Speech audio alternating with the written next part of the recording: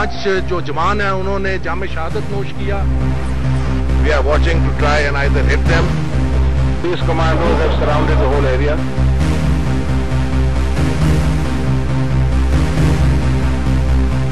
That's what all of us not doing, and that's what we've done, all our lives, and that is our profession. So I don't regret coming to play cricket. I regret, of course, what has happened, and the situation that we've gone through. All we want to do is go back home to our families, and get back home and be safe. That's all we're thinking about. Lanka was playing here in the hall because India had refused on security concerns following the Mumbai attacks. Yeah, Sri Lanka were doing Pakistan an enormous favour. I mean, Pakistan hasn't hosted a home test series in some 14 months because they find it very difficult persuading anyone to go and play there. I mean, Australia will not go. New Zealand were actually, very nearly caught up in a terror attack in Karachi in 2002 where a bomber struck just hours before one of their matches was due to start and the actual windows of the team hotel were broken. So, I mean, they've come very close before. That was kind of a warning shot in a Absolutely. sense. I mean, this is the first time that we understand that cricket has been directly and so blatantly targeted.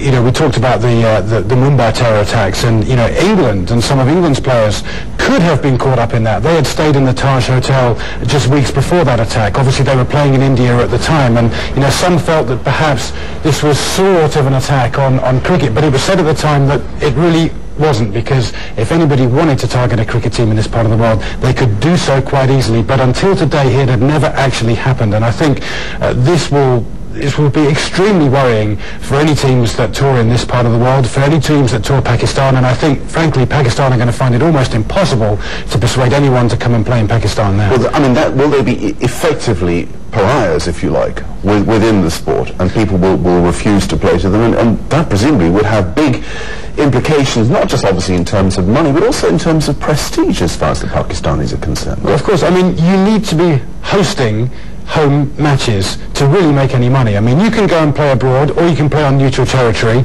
and that will bring in money for your national cricket board. But it's playing home matches, it's the television revenue. That's where the big bucks come in.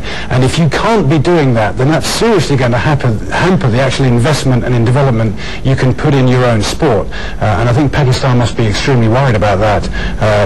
Here this morning. But of course, the events still are unfolding as we see.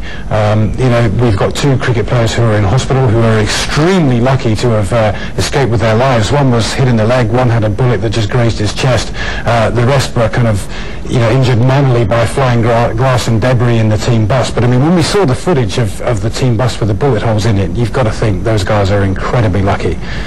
I think one of the things that certainly affects one, one feels great sadness is that you and I are British. We grew up here with this game, even though our team is actually pretty rubbish at the moment. But we understand what it's about, and fair play and the game which unites people in their passion for the game. It's like many other sports, but I think particularly with cricket, isn't it? Yeah. It is ghastly to see those blood-stained seats, isn't it? To feel that violence is impinged in this way on a game which has always been about fairness, about good behaviour, and about bringing people together.